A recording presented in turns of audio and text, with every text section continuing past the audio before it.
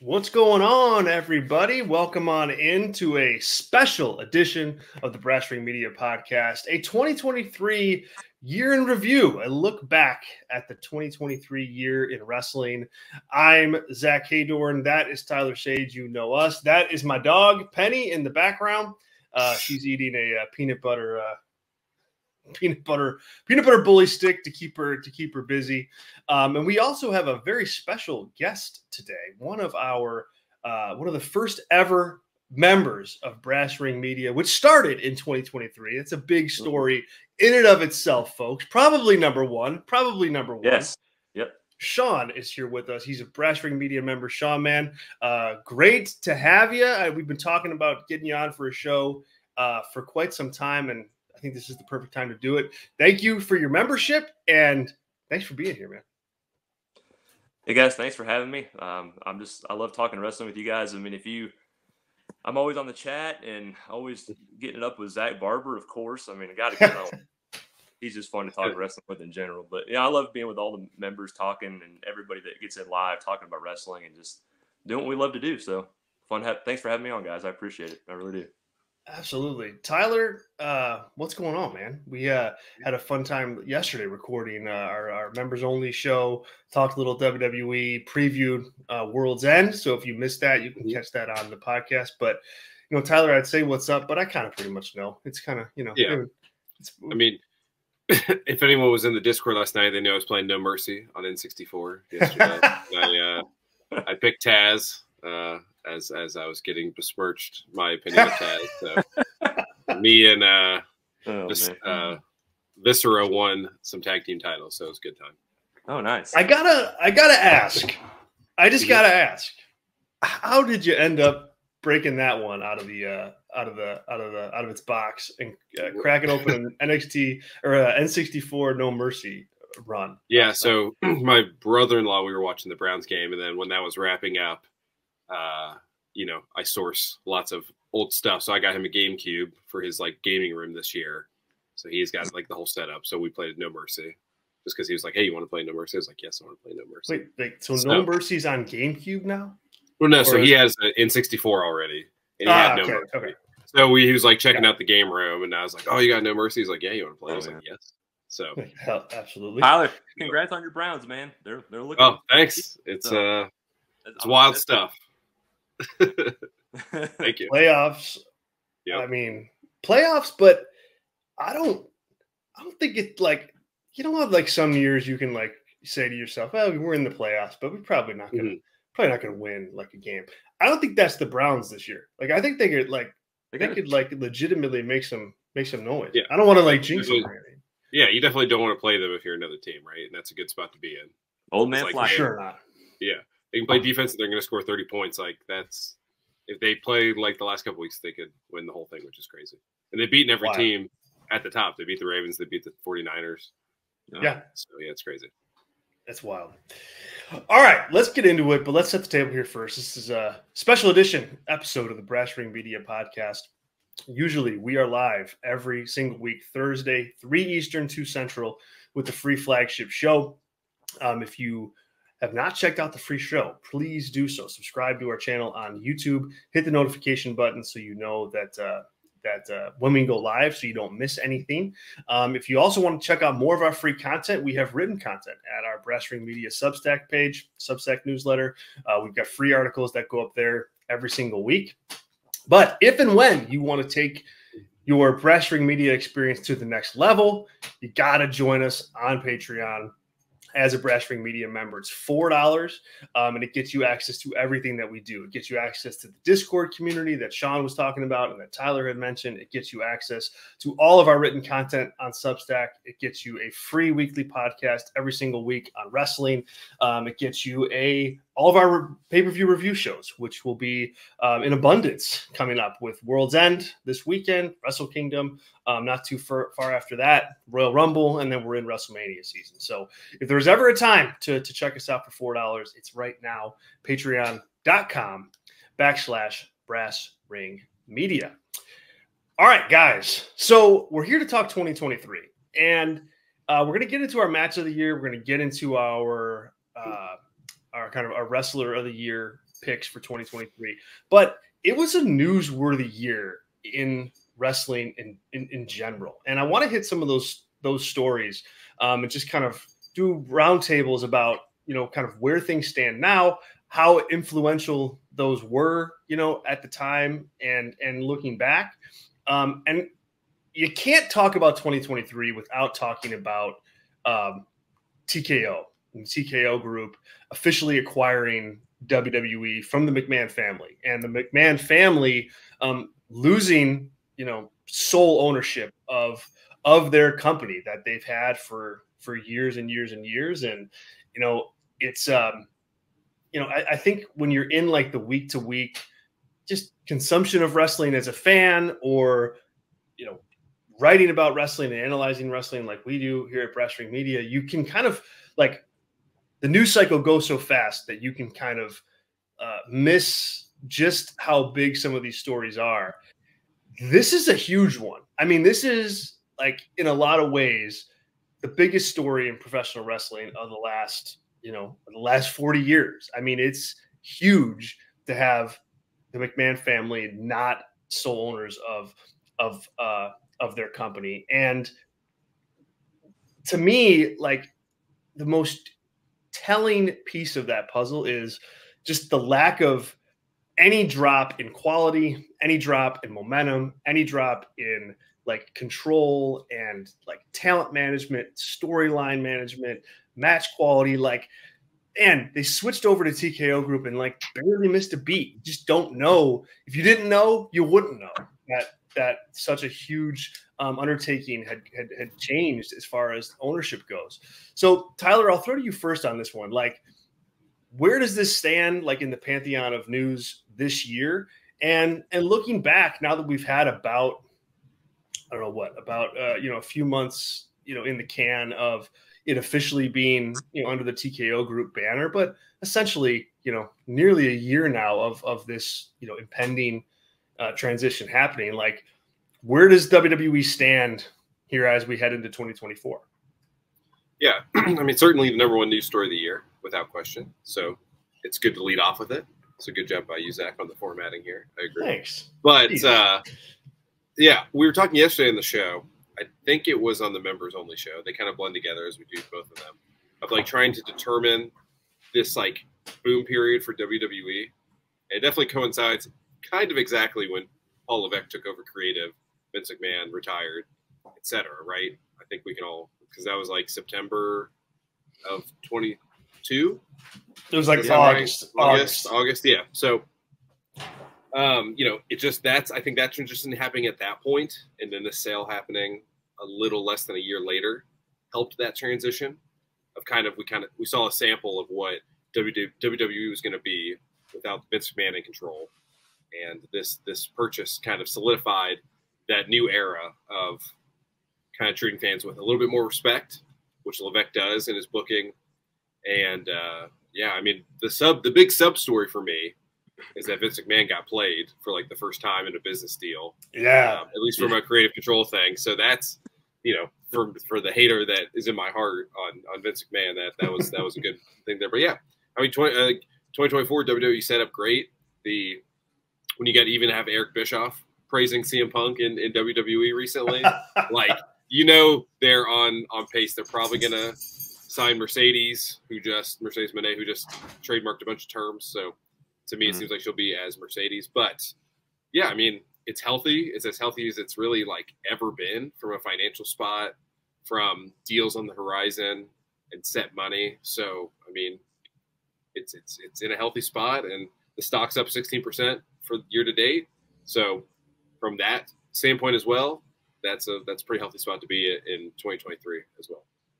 Going in. Sean, what about you, man? What do you make of that news in terms of just like the overall 2023 news story cycle? And, where do you have WWE kind of perception wise going into the new year? Yeah, Tyler, I mean, I'm with you.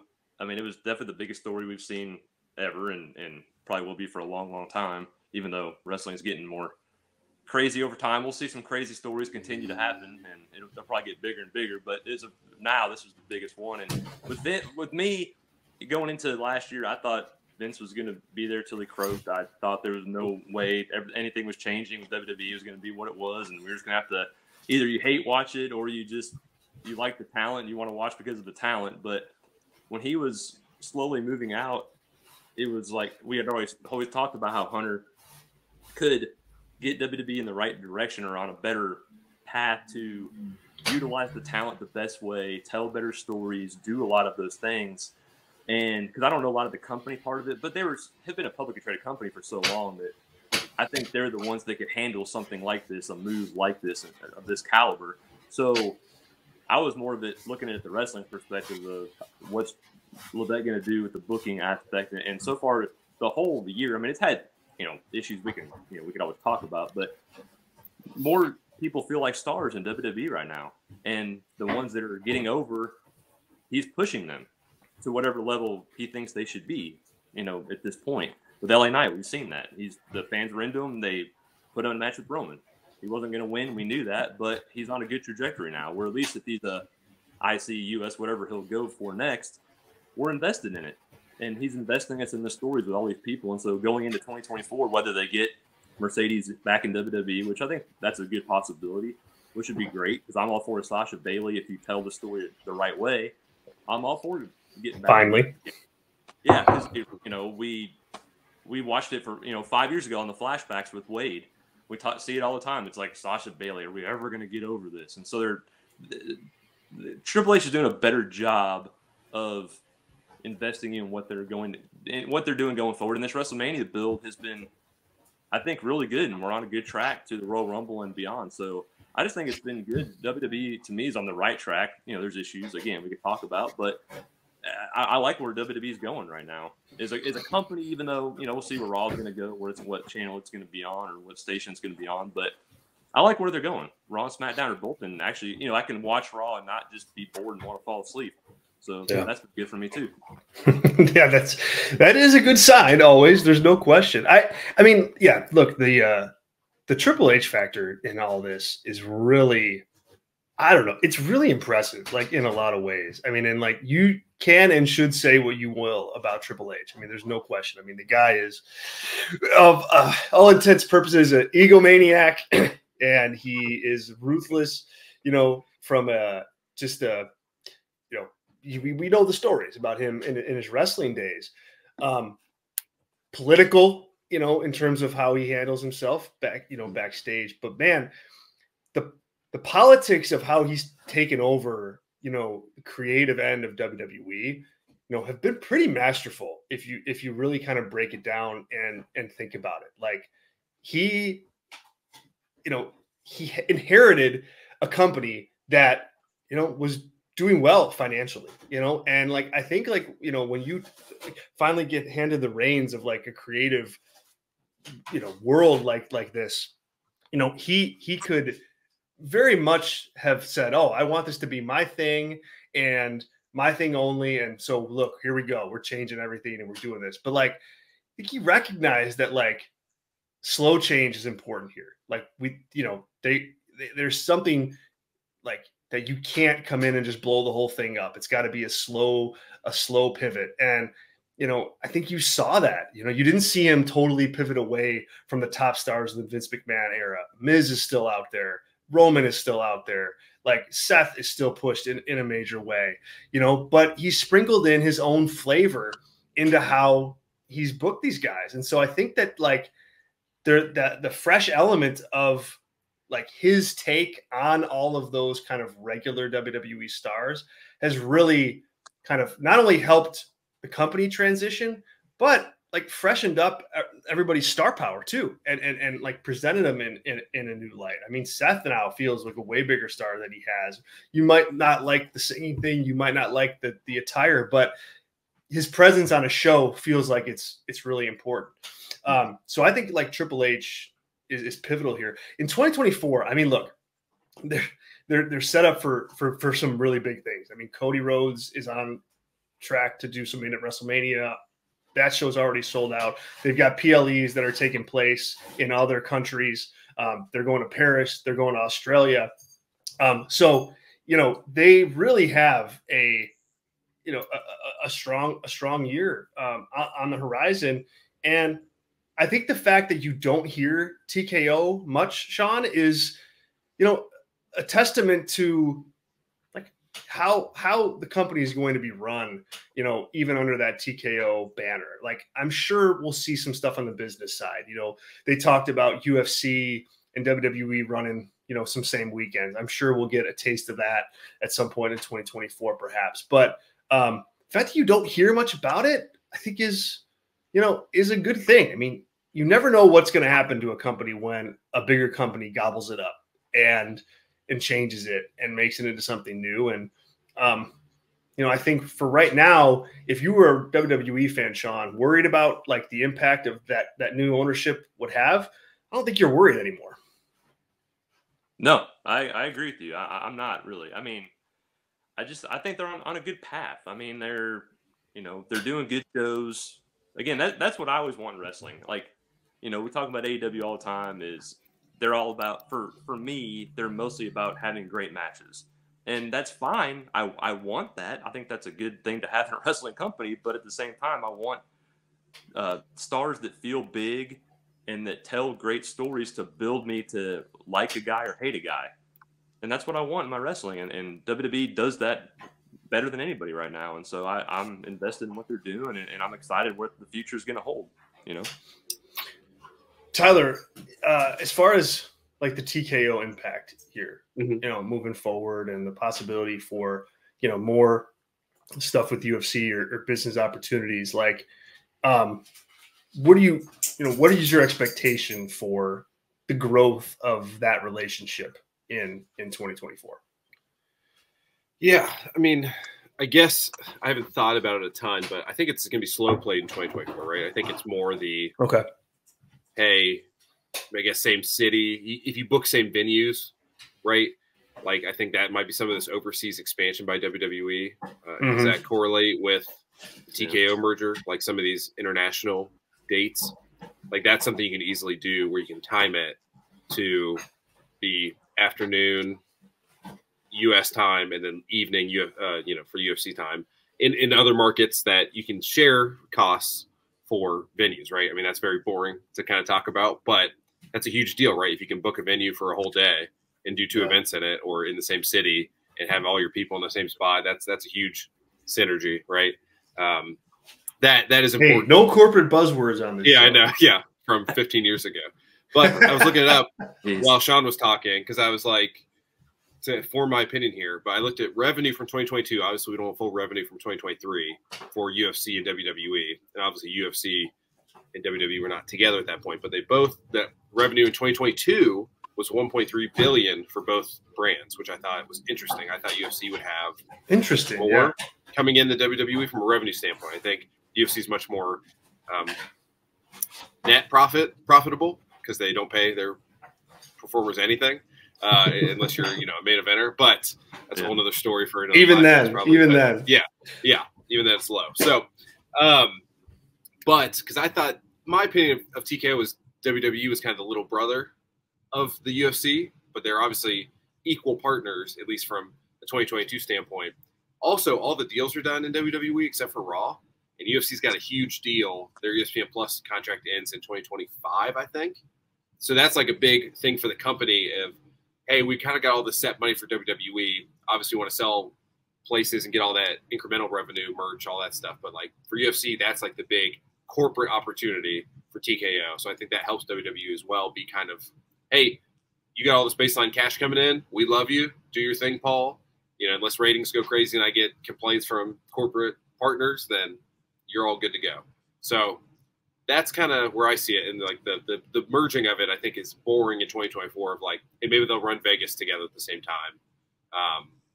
But do we see Conor McGregor do a UFC and then do a WrestleMania like that? I think is a little down the line, but certainly could happen, especially if the same entity's paying his paycheck. It might be more financially feasible, and you could write that into people's contracts, UFC to WWE, obviously more so than vice versa.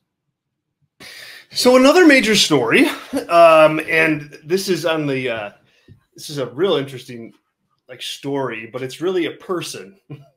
CM Punk had a tumultuous 2023, to put it lightly. And somehow things just work out for that guy. It's pretty amazing. He wrapped up 2022 with the brawl out situation. We didn't see him again until June of this year with the launch of his own show, AEW Collision. He's back in AEW. That doesn't work out either. He gets into another brawl at All In and is fired from the company. And then a few months later, he's back in WWE after a 10-year hiatus, much publicized. That's quite the ride in 2023 for a professional wrestler at a top level to be in and out of like the major companies like that. And but not only that, he's proven to be a commodity like in 2023 as well. He did business for AEW. He's selling tickets like crazy for WWE now that he's back. And so, Tyler, talk about just CM Punk's year, what Punk means in wrestling in 2023 and, where he goes in 2024 after the wild year that he's had. Yeah, I mean, certainly is a big story. I was trying to think of a historic comp on CM Punk because I knew this would be part of the conversation. The closest thing I can think of, and it's a more stretched out timeline, is Hulk Hogan, right? Him walking out on WCW with the Jeff Jarrett angle and laying down and all that stuff. But that was 2000. I don't know the date, but I think that was summer of 2000, maybe. But that then he came back in 2002 to WWE, right? So that's not a 6-week hiatus from, burning the bridge from one company and going to the next company. Obviously, that is an argument for what AEW could have done, because obviously WCW and AOL Time Warner paid Hulk Hogan's contract out, and then he went to WWE, right? So I would assume it would be a more apt comp if AOL Time Warner would have just been like, yeah, you're fired, get out of here, you're available to anybody. He probably would have gone to WWE and faced, Stone Cold in 2000 or something, So, yeah. But so there's that. But yeah, I mean, like you said, always smelling like roses for Punk. I think it's like, it's a negative for AEW, and encapsulated that whole run is a negative for AEW and going to be a positive for WWE. But I do think it's a pretty big net negative for CM Punk's legacy for people like us as we talk about him, and not being gone and coming back. I mean, from a real person looking at it analytically, I think it's a huge negative to him and where he is in like the pantheon of pro wrestlers, his antics this year, no matter what he does going forward. People going to remember his AEW run, like in the ring. Yeah, because I don't know. It's because when you think about the year that Punk's had this year, not much happened. I mean, not much happened for a guy that, in the ring. He had a couple matches with FTR, and he had the thing with Samoa Joe, and he was in, the Bret Hart tournament thing. But,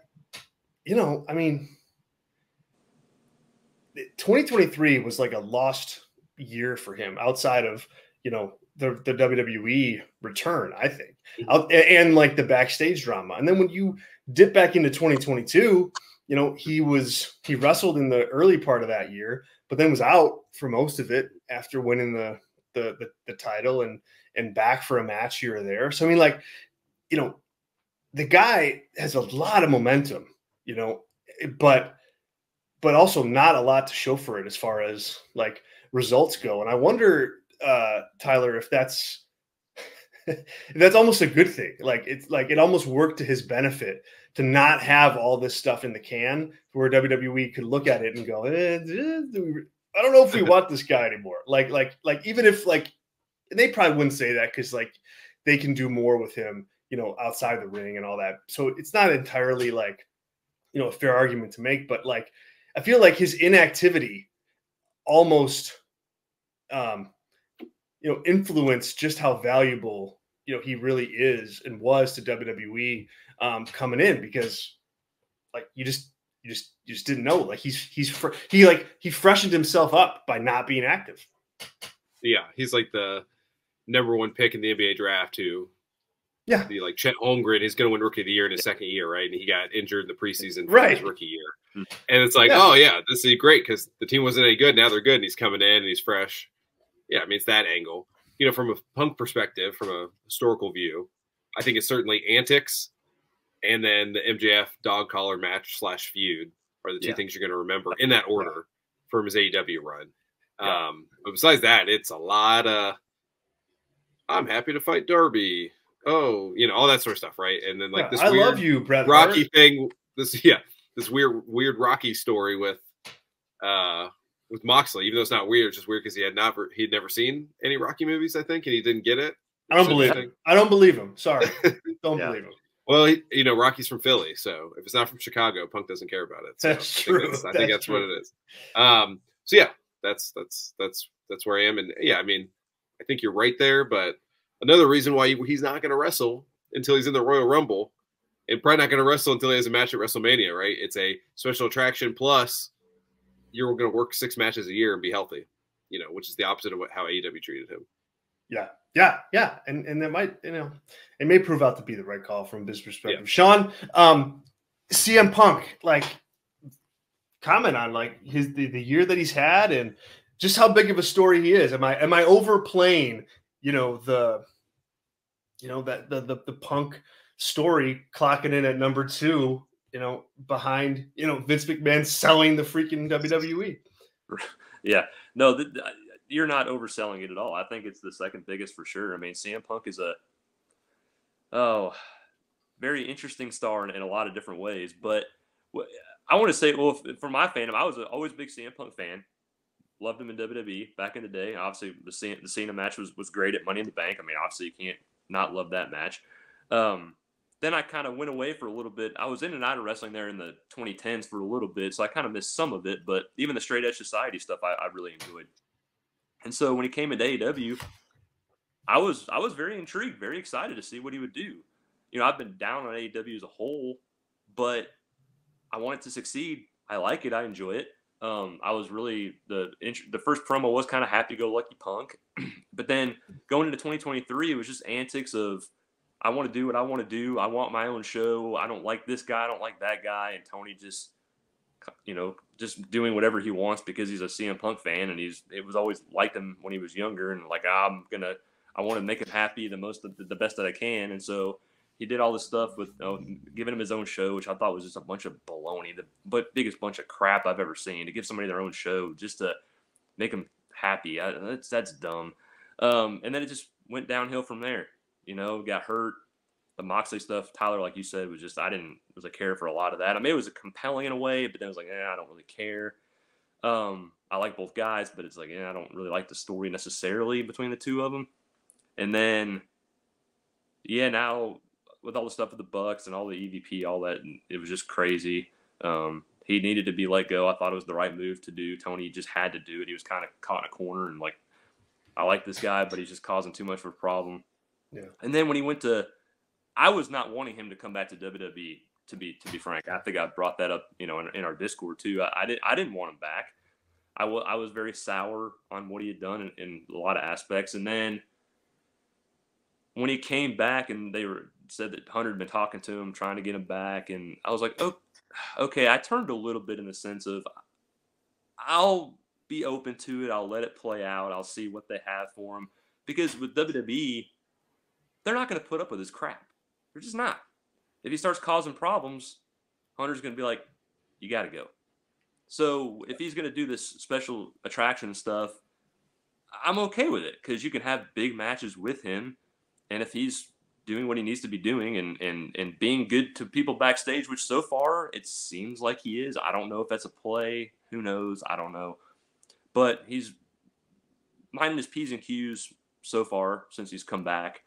So I'm excited to see what he's going to do in 2024. I think the antics are a big thing that's caused a lot of problems with a lot of people, and I get that, and I agree with all of it. But, there's some good things for him in 2024, and I'm anxious to see what he does. And WWE can tell some really good stories with him for what they have. So I thought it was a bad year for him, but hopefully he can make up for some of it here in 2024. Yeah, I mean, yeah, that's interesting to classify it as a bad year because I think, it was. I mean, in a lot of ways, I think, especially after, I think after the brawl out stuff in 2022, I think you could find yourself on either side of that ledger. Like, I understand what Punk's talking about. It was kind of BS. Yes, Punk didn't handle it right, obviously, by any means. Right. But like, you could kind of like try to play the both sides thing there. But this go around, like, it's like, in 2023, he's fighting with Jack Perry, and then it's like, boy, you really roll your eyes at that. And I think his stock took a major hit after that in 2023. But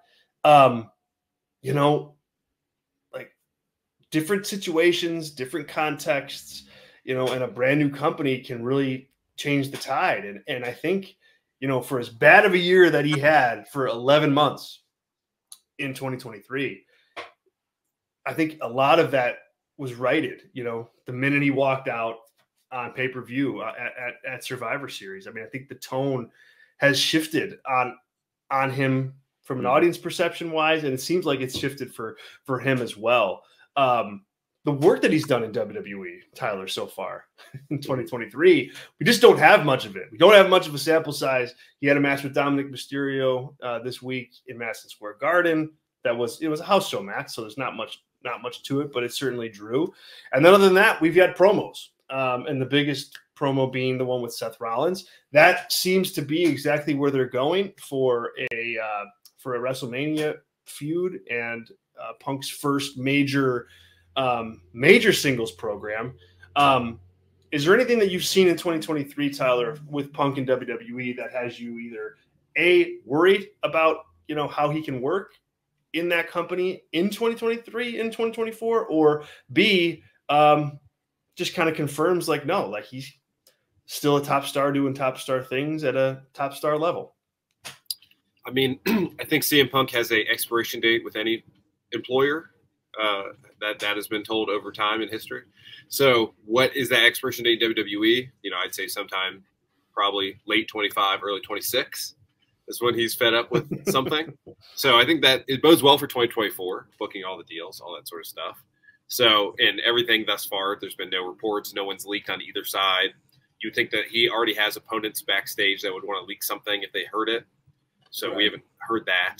So that's one thing. Like, you're going to know pretty quickly because people love him and hate him, and they're going to defend him, and they're going to launch, stones at him whenever they get the chance. So yeah, I think it's good thus far. I was looking up his matches the last 3 years, if I can segue just a second. So you know, his total matches, 21, he had wrestled 9 matches, which was less than I thought. 22, he wrestled 14. Really? Yeah. This year, he wrestled 11. I don't know if that counts the house match. I'm just on cage match. Okay. That's usually pretty accurate. I don't know if the house show stuff is in there. I know he wasn't working house shows, so way less than I thought, especially in 22. I mean, I know he's hurt, but so there you go. So AEW got, for all that, got 30 matches out of him. 30 matches, yeah. I mean, like, he'll work more in WWE, more matches than he did in AEW, even if it's a shorter window, I think. Yeah, I think so. Pretty wild. Pretty wild. Yeah. All right, guys, let's pivot here into talk a couple of the big news stories. Obviously, there's stuff we could talk 2023 news forever, but I think we locked down like the 2 biggest stories of the year. I think have been that WWE merger and all the Punk stuff. I mean, I think that is that's to me the 2 top stories. But without comment, sorry. What would your third be? We don't have to talk about it, but what would your third be in 2023? Ooh, my third. I'll tell you mine if you want to if you need me to filibuster. Yeah, go ahead. I would say it's like the negative news on AEW, like the turning of positive will on AEW throughout 2023 is like a huge number, and they're like floating on not having a deal. So that sort of negative vibe on AEW is my third story in 2023. I think that's fair. Yeah, like the honeymoon phase kind of like being over. I think is a That's got to be a top one. I'm trying to think like, yeah, I mean, because like everything else news wise, I mean, we've had the New Japan and AEW relationship for a while. Like that's nothing new. But yeah, I mean, let's talk about it really quick. Like, I mean, AEW, they were not ever going to be perfect, like for their whole entire existence. Like that's just not a thing that's going to happen. Like for any promotion, no. You have your ups and downs, you have your ebbs and flows. New Japan's going to put on Wrestle Kingdom in a couple weeks, and they're in a not a tumultuous time, but in a time of change, in a time of pivot, in a time of creating new stars. And you don't have to look very far back to see a WWE that was trying to find its momentum and trying to find its footing. I mean, 2018, 2019 WWE. I mean, yes, there was some stuff in there that was good, but boy, a lot of it was a slog to get through. I mean, a lot of it was. And, AEW, I think, is learning right now how difficult it is to be a 52-week-a-year company with 12 pay-per-views and a ton of talent to manage. Like, it's not an easy thing to do. And I think, right now they're in a downswing. They're in a place where you're trying to find yourself as a company and find yourself from who's your stars. Like, they're really trying to balance that out and figure that out, or at least they should be. And I guess the issue that I have is I don't know if they are doing that, even though they need to be doing that, Tyler. So I think you're right to call that out. But, when you look back at AEW's 2023, yeah, like the negative perception is that negative stink is on them for most of this year. And it's not just because of stories like CM Punk, like the product. It's about, the product has that stink on it too. Is it a Tony Khan thing, Tyler? Is this hubris on his part for the year, not recognizing, or is it strictly just like, hey, it's a downswing and they'll come out of it? Yeah, I mean, I think everything starts and ends with Tony Khan. And he would tell you that with all his job titles, right? If there's success, it's because he's the president, CEO. Does he work a lot? I forget. Yeah. If he's working, what was his thing? Like if I'm not working 80 hours a week or 100 hours a week. Yeah, if I'm not working 100 hours a week, yeah. Yeah, I remember I went off on that because it's like, way to go, great. Tony. Good for you. Yeah. You fell into being a billionaire by birth, and then you're gonna talk about all of us about hard work. Yeah, it's great. Anyway, yeah. But yeah, I mean, it goes with him, right? And everything that Sean laid out with CM Punk, it's a Tony Khan issue, right? The reason Punk probably will work in WWE and did work in AEW is because of that leadership and letting him get away with murder, figuratively. But yeah, that it starts and ends with him. I think there are some positive notes on AEW where he seems to be like moving from this is a fun business that I got to start and kind of do a dream camp for years, and moving into, hey, this is a business. I need to hire adults. I need to not just have all my friends and my friends' wives and friends come in here and run this business with me. I need real people that run real things. And hopefully next step will be delegation of some sort. Like maybe someone will fully book another show and he can fully book one of his own shows, whatever. But it starts and ends with Tony Khan. It always will, unless they go public or whatever. But I don't think that's going to happen. So that's my boilerplate answer to you: is success and failure is all Tony Khan's fault. Sean, this story in 2023 about AEW, and kind of for the first time in its 4-year existence now, having a bit of a rocky go. Tony Khan or natural cadence of wrestling promotions historically? No, I think it's more Tony Khan. I think it's more Tony Khan. No, I mean they, again, I like AEW. The big issues for me are, again, what I talked about with WWE is their stories just aren't as good. They're not as coherent. They're just all over the place. They just get matches out of nowhere. Like, oh, we're gonna have a match on Friday on Rampage that nobody watches. Oh, gee, I'm really gonna get excited about a Rampage title match that nobody's gonna watch. Like with the women now in WWE, the women have not been booked fantastic either in a lot of ways. But with AEW, the women's division is just, to me, it's a mess right now. Other than Julia Hart on the ascend after having now to wrestle Abaddon, which don't get me started on that. But the booking just has not been good as a whole. And the biggest problem now with AEW is, you guys talked about it yesterday with the ending of the show on Dynamite. I just thought it fell so flat. MJF, to me, I'm a fan of MJF. I like MJF a lot. I don't think now the injuries, he just put out a thing on the Players Tribune, which Zach Barber just put out on our Discord, which I'll have to go back and read. It's probably a really good article that he wrote talking about how he's really beat up. And so that's another problem too, is the injuries are taking a toll. And he's just not good right now as a babyface. He's not getting me invested in anything he's doing. I want Joe to kick his ass and win the title. That's what I want. Is it going to happen? No. They're going to tell this underdog story where he's all beat up. And to me, it's going to make Joe look even worse. Unless the devil, whoever the devil is, which, we could speculate all day on who that is. I don't know. I hope it does good, but I'm not feeling good that it's going to. I think it's going to be a mess. The stories have been an issue. There's too many titles. There's just a lot of issues with AEW as a whole is the main thing. There's good matches. The Continental Classic has been good. I think it could have been better, but I think it's been well done for what they've had.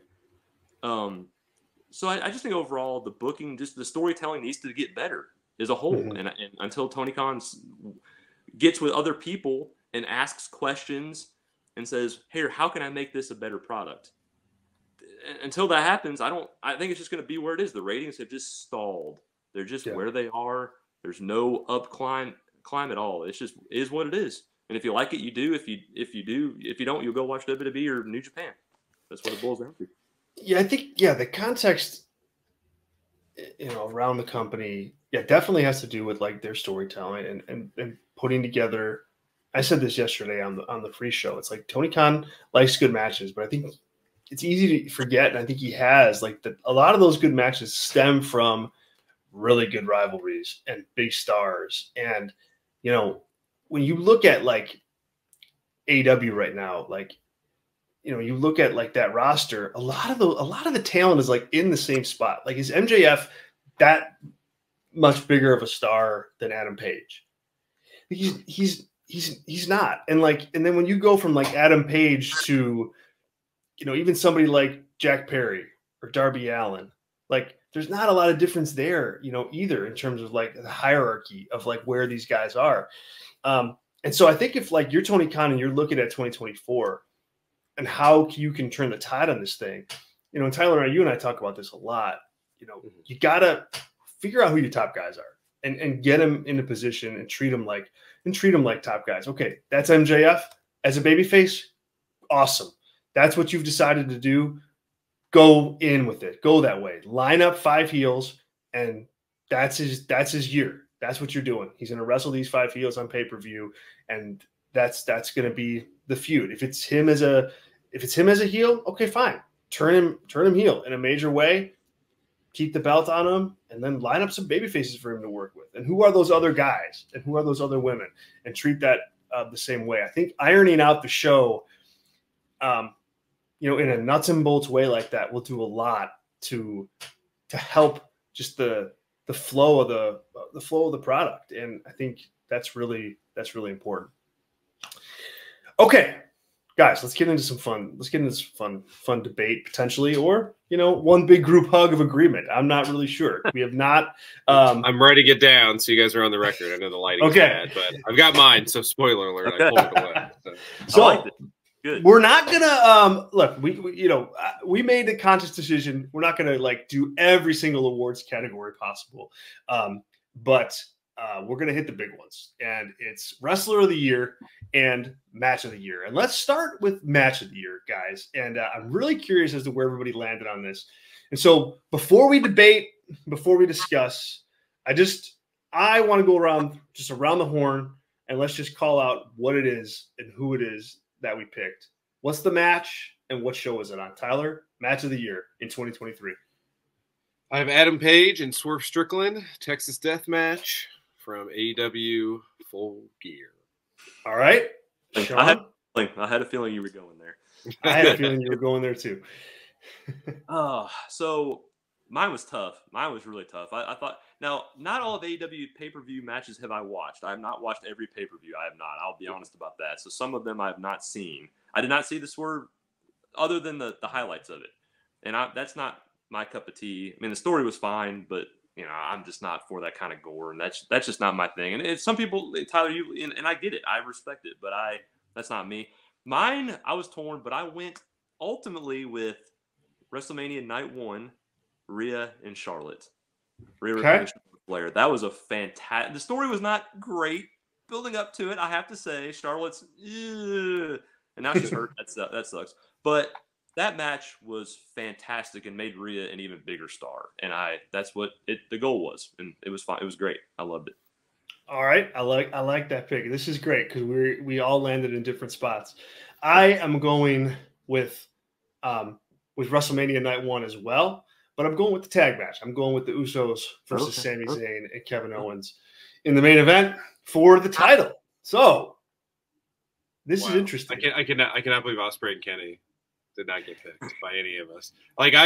That's really the best match of the year, but I did represent the death match. It's crazy. So we're canceled as a work rate podcast. I'll just have you guys know. Hey, look, well, okay.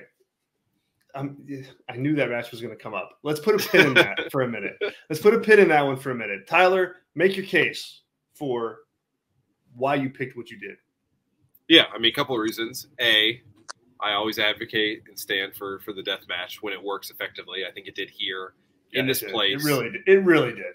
Yeah, it was an awesome match. And I think undoubtedly when Swerve Strickland is AEW World Champion, I think this is the turning point in his career where it happened to make him from a fringe mid-card guy to most of the audience. I think a lot of people like us saw what was there in him all along, but it's a turning point in his career, and that's important if he's going to be a big star for AEW.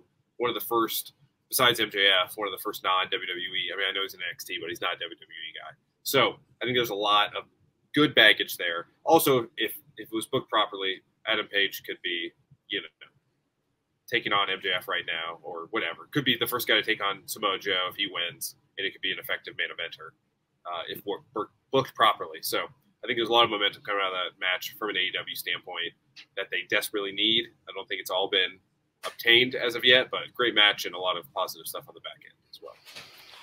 Yeah, that one is first of all, it's a really good match. I mean, and Sean, you try to catch it if you can, because it's a good match. And yeah, it's a little, it's a death match. So, there's that element to it, but the blood drinking's only the first couple minutes, and then it gets past that. Honestly, I know I say that kind of flippantly, but they only drink blood for a little while. Yeah, everyone should be able to drink a little blood, right? But it did make sense to have that one, but it was more than that though. It was more than just it's, to me, those matches are all about context. It's why I appreciated this match more than I can, two people putting each other through glass on a random GCW show. To each their own, right? People love it. I want to get behind those types of matches when they make sense, and I think this one really, really did. So I think it's a very fair choice. Sean, Rhea Ripley versus Charlotte Flair, also a really good match on night 1. I was in the building for that.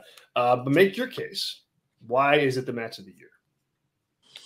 Okay, so like I was saying earlier, if you're going by the story of the match, it doesn't really hold up a lot because the story, just building up to it, wasn't that great. I mean, now Rhea, obviously, we've seen what she's done in the Judgment Day. I mean, she is. When Judgment Day first happened, we were like, we're not digging it. Just kind of Edge was in it, and then blah blah blah. Then Damian became was slowly kind of moving along, but we didn't really see where it was going. It was kind of is it really meaning a whole lot? But then when Rhea and Dom came in, man, it just made it a lot bigger of a deal. We kind of invested in it more, and we were investing in her and just being an alpha female, man. She's becoming a bigger star by the day. And so kind of seeing that growth.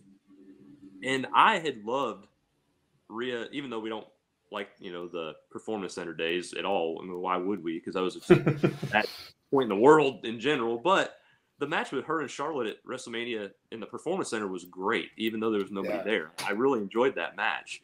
And so when they got back, Rhea and Charlotte, I was like, man, they could tell a really good story with this, like and they did a little bit of how Rhea's trying to overcome that, even though she's a heel, but we want to cheer her because we love Rhea. I mean, why would we not love Rhea?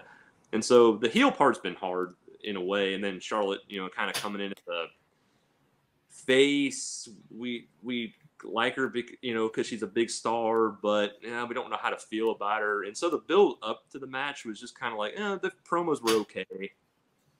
But then when they just got in the ring, they just told a phenomenal story, other than the part where I think, was it Rhea that almost fell on her head? Yes, she did, but it almost like made the fact that she wasn't paralyzed, like, made the match, because it looked like this just brutal spot. And it kind of helped.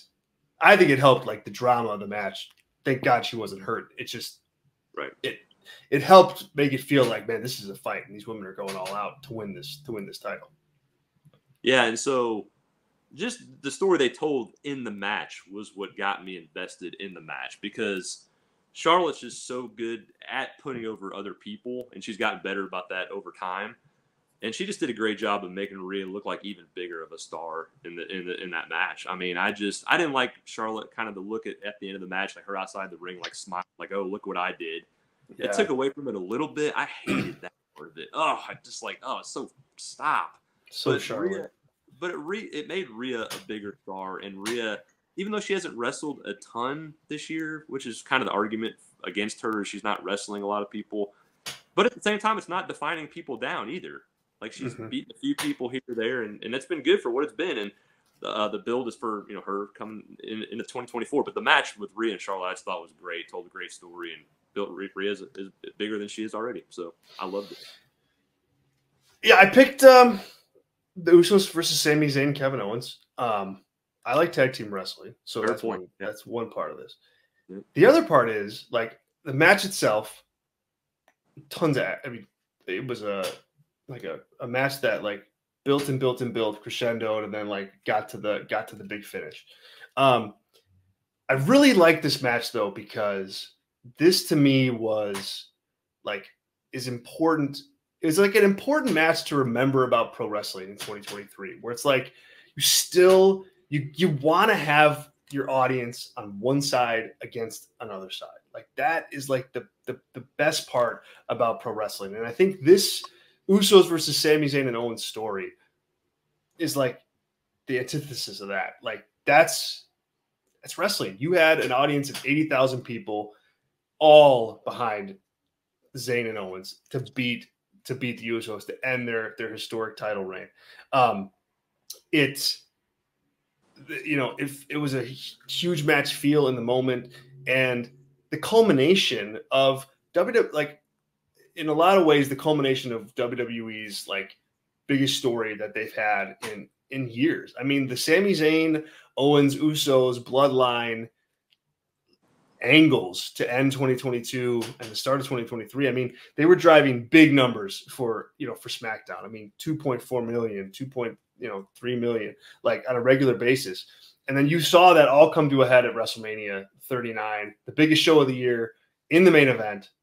I love the tone and tenor of this, and I love them, being able to, like, just wrap up a story in the right way, sending the fans home happy. It's just I love that match, and admittedly, maybe a little biased because I was in the building, so maybe it hit differently than it did watching it at home for the first time. But I definitely think that this stands out for me. Now, Kenny Omega versus Will Ospreay is a match that I love. Okay, I will argue, though. I didn't see it. I can't say I didn't see it. I wish I would. I love it. Either one. You didn't see either one of them? Okay. No, I didn't. So, like, they're both really, really good. I mean, they're both really, really good matches. They're probably like 2 and 4 probably on my list and I will finalize this list for on Substack for Brass Ring Media members, like coming up here in the next day. But why I just will argue this to the death is that I just don't like. I felt like that both those matches like lacked a lot of context that I like in wrestling. Like I know these two can have a good match, and they did. There's no question about it. Great, but I'll put, I will like.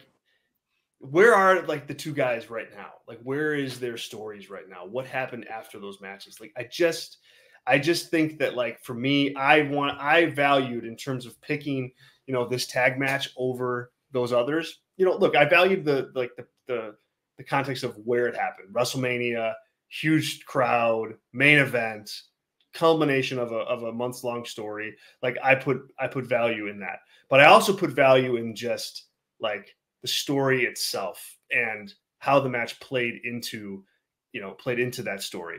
Omega and Ospreay had some of that. I liked what the Usos and Zayn did better in that regard. So that's my argument against. And so I'm and I will I'll defend that. I will defend that. Tyler, go ahead and push back. Yeah, I mean, I didn't pick it either, so it's probably number 2 on my list. But yeah, I think if they were both in AEW and they interacted a little bit more, it would probably have more meaning. So your point is valid. Swerve and Paige. If Paige was in TNA and he came in and fought Swerve for this and then went away, it'd be a different thing, right? Because they wouldn't have all the build up to the match that made it, feel like they kind of needed to literally murder each other to end this feud, right? Yes. So yeah, it's that way. And so I think, assuming Kenny's healthy, I think you could get the best version of this story. Like in 2024, late 2024, early 2025, could have Kenny versus champion Will Ospreay could be the best match of that year, I think, is on the table. So yeah, I just think it needed a little bit like look. If you're someone out there that's just like, nope, I just like watching like really good matches, and that's all that matters. Like, this certainly is going to be on the top of your list, and it should be on the top of everyone's list. Period. Like that, the match should land in the top 5 of everybody. I mean, like it's a very, very good match. But yeah, that I just wanted to call it out. We didn't forget about Omega Ospreay. It's just we put it in its correct spot. Sean, you didn't see either match. That's why you can't put it on your list. But I think it's telling though that you didn't see it.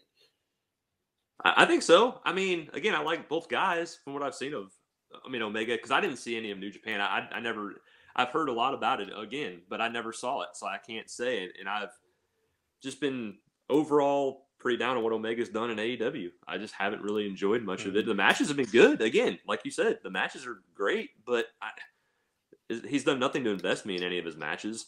And Ospreay, I think, will, now that he's in AEW, I'm excited to see him in AEW more full time.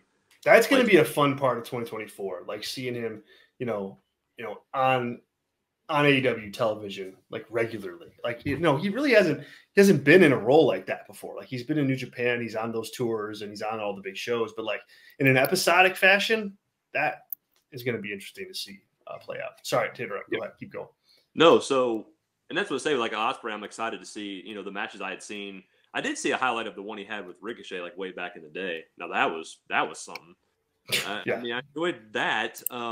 His athleticism is phenomenal. He does tell good stories. The matches I have seen in the ring, and I'm excited about him in AEW. But yeah, so far, it just sounds like there was really no story build to it. So there was, like you said, there was no context. So it's just a great match for a great match, and that's fine. That's good. It's not a bad thing, but that's not what I'm going to have. If I'm going to have a best match, that won't be what I would put in a number 1 spot. There you go. All right, we'll wrap up our show here with Wrestler of the Year. Wrestler of the Year in 2023. Around the horn again. Tyler, who is on your little green sheet of paper? But I can't see. Cody Rhodes. All right. Sean? I'm going Gunther. Going Gunther. I am going Cody Rhodes as well. So let's start with Gunther first because that was a close second for me. I'll be completely frank. Yeah, it really was, and I'm a big Gunther guy. But Sean, I'll let you make the case. Okay, so again, Cody, he's fantastic. I love Cody. I love what he's done in WWE so far. So, I mean, that was kind of just the easy out, I guess, for me. And so I try to be a little different when I'm picking stuff like that. I go a little against the grain at times. If I know everybody might go the same thing, I'm like, oh, let me go a little different. But no, Gunther, I saw a little bit of him in NXT UK. I'd seen a little bit of him as Walter. Like, I saw not everything, but a little bit. I saw him in the stuff with Ilya Dragunov and just the size, the look he has. It was just so I was into it already. And the matches he had with Dragunov were just like freaking insanely good in so many aspects. And so I was really intrigued when he was coming onto the main roster because I thought there was so much potential. And then I was like, well, let's see how Hunter books it. Is he going to think the same way about him that I do? He absolutely does. Like, he has just slowly built him up even before he got the title. But once he got the Intercontinental title, guys, he's made the Intercontinental title matter. The Intercontinental title in 2021, especially in 2021, but even in 2022, it really didn't mean anything. It was like, oh, Shinsuke was going to wrestle this guy for the Intercontinental title, with no notice. Like, oh, it's just going to be a random match on TV. And Gunther has just put so much prestige on this Intercontinental Championship. It means so much more. And the people he's had matches against every step of the way. You have the triple threat with Sheamus and Drew at WrestleMania, which was just a fantastic match. I'm not a triple threat guy. It wouldn't have been on my favorite matches just because I don't like three-ways. I'm always with Wade Keller on that. I don't like three-ways generally. But that match was fantastic. Even Chad Gable, who we've kind of learned in WWE, he's kind of got a ceiling. But Gunther made him feel bigger, like the match felt big. And you thought maybe Chad Gable might win the title, even though we knew he wasn't, but there was like a chance. And Gunther, those matches were great. Even with The Miz, look what he's done with The Miz. Like, The Miz is in the spot that he's in. But even now, like, those matches felt big. And they were just, every match is so hard-hitting. It's physical, but it tells a good story. He's good in all aspects. He's very athletic for his size. But he just has really good matches, and he makes people feel bigger when he has matches with them. And I'm really excited to see the story they're going to continue to build with him in 2024. He's going to lose the title at some point, I guess. But I hope, and we've talked about this maybe, or I've heard you guys talk about this, I do want him to face Brock at WrestleMania next year. Get the rub from that, let Brock put him over even bigger, and then just keep going with him. So I just love what WWE's done with him. The slow burn has been just fantastic. Even though the stuff with Imperium, I don't know where that's going, but I think Kaiser has potential. But with Gunther makes them look better just because they're with him. So he makes everybody look better.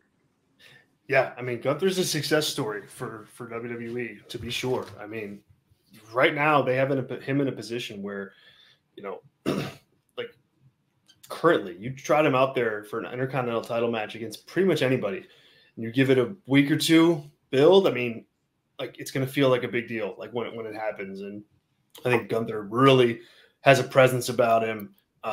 He's been protected from a booking perspective.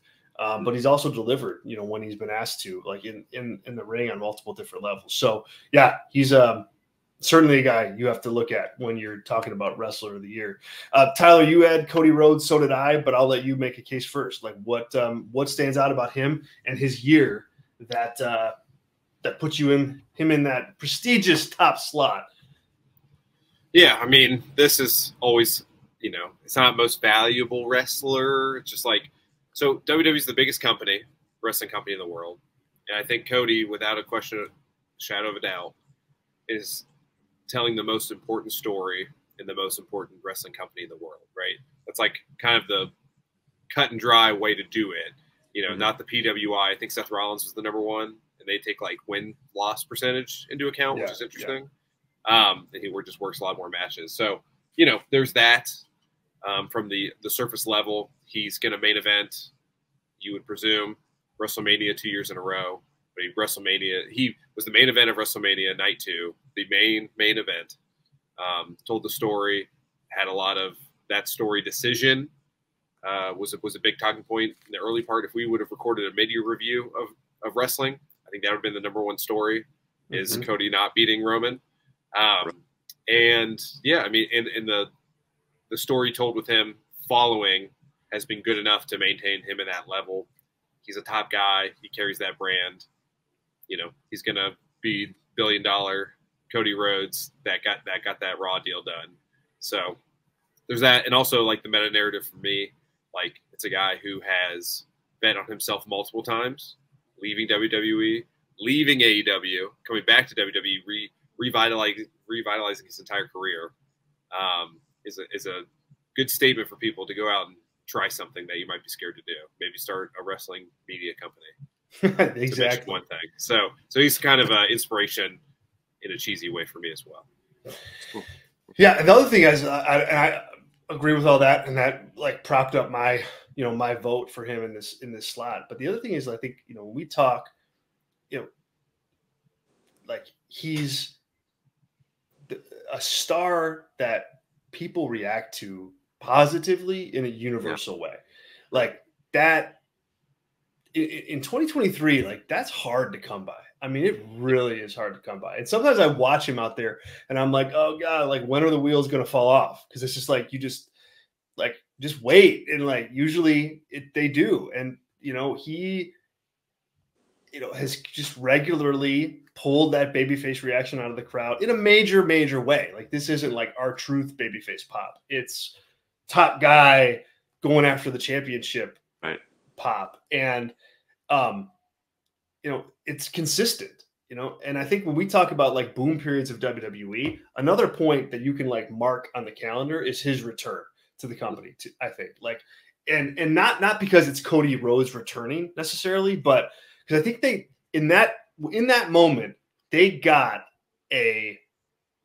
finally got like their babyface star. I don't even think they really knew it at the time that they were really going to be able to like attach the ship to Cody Rhodes, but like that's what they got. I mean, they got a guy that he himself was ready for that spot. The audience was ready for him to be in that spot. And now he's occupying that spot for all of this year. So yeah, I think, and he's going to continue to have, I think we could be having the same conversation in 2024. And, you could make the case for Cody, then too, based on what we think he has coming for next year. Can I bring something up real fast about that? Yeah, of course. When in 2022, I mean, Vince is the one that brought him back. We have to remember that. Yeah, Vince saw what he did. I guess what he did, he must have saw enough to say, "Hey, I'm willing to give him another chance. You've done enough with yourself outside of here. I'm willing to let you."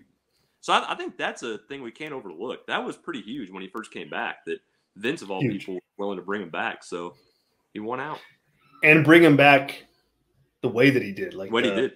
Yep. The American Nightmare, all the same music, all the same, like the same presentation. Yeah, I think that's a good call out. Very good call out. Yep. All right. If I gave you a list of MJF, Roman Reigns, Will Ospreay, see if I can think of anybody else. Well, let those three. What are the next? Like, how are you ranking those three in terms of like their 2023? Roman Reigns, MJF, Will Ospreay. Oh wow, Tyler, Tyler, go ahead. Man, it's tough. I would probably go MJF, Roman, Ospreay, but I could be convinced to flip Roman and MJF. Obviously, he's petered out a little bit here at the end, but I think the first 9 months or so, in just being more consistent on the TV screen than Roman, puts him over the edge for me. Okay, Sean. Oh, Tyler, you said it. That's tough. I'm with you, Tyler, on the not being on TV as much, but I still give Roman the edge. I just think the Bloodline story was so good at the beginning of the year, and they still talk about him. He still feels like the biggest star on that we have. I still go Roman, and then MJF right behind, just because he's had big matches and things like that. And I just think it's such a downer at the end of the year that I got to put Roman just ahead, just because of that. Even. Yeah, I'm going Roman too. To me, like you know, the last 4 months of MJF really, like, it hurts. Yeah, it hurts. It hurts him for his year, for his collective year. You know, like the Iron Man match that he had with Bryan Danielson, a preview to my column that's coming up, but that's a top 5 match for me for the year. You know, I thought that match was great. Was brilliant. Like I thought it was just such a compelling match, and like that's like high point MJF. That's heel MJF. That's, you know, and then it kind of like withered away for me, and so I right or wrong, I put a lot of stock in like the downgrade, not downfall, but like him just missing a couple of beats as a babyface. And Roman's Roman, like that guy is like one of the only needle movers left, you know, in wrestling right now, period. And so, you know, I still think you have to talk about him as like, you know, one of the best of the year, even though he's worked way less. It's helped facilitate a lot of the momentum that WWE has. So I love that's fine. And I asked that just because I think all those guys, you know, you could make arguments that like they could be considered wrestler of the year. Like if you're talking about like just match quality, Ospreay. You know, how do you argue with Will Ospreay? I mean, like he's had just insanely good matches with damn near everybody. I mean, like his G1 run is insane. He had a crazy match with Naito there, Okada matches. He's had obviously the Omega stuff. I mean, like it's wild. So, you know, I brought it up just because I wanted to address those guys because I was thinking like, all right, who could Tyler and Sean come back with that, you know, we need to discuss. And so those were the guys. All right, gentlemen, there it is. That's 2023, folks. Thank you all for listening. We do appreciate it. Brass Ring Media will be back full force 2024 and beyond. We thank you for taking your time to watch here. And again, if you haven't done so, hit that subscribe button, hit the notification button so you know when we go live. You can catch our flagship show for free every single Thursday, 3 p.m. Eastern, 2 Central, right here on the Brass Ring Media YouTube channel. And if you want more, and you should, find us on Patreon for all the benefits that becoming a Brass Ring Media member has. And you will be very happy that you did. My kid is unhappy. So I got to pull a plug there. It's patreon.com/Brass Ring Media. Tyler, thank you. Sean, thank you, my friend, for being a part of this journey with us today, but also, you know, the vision and, you know, just being a flagship member. We certainly appreciate it. Yeah, thank you guys for all you do. I enjoyed you back with Wade. I've been excited for the platform you guys have all given me to talk about wrestling, and just the chance to be on here has been really fun. I really appreciate you guys having me on, and I'm excited to hear. I'll get to see World's End this weekend, so I'll get to watch it and hear your review on it. So I'm excited about it. There we go. All right, folks. Thank you. We'll catch y'all real soon. See you.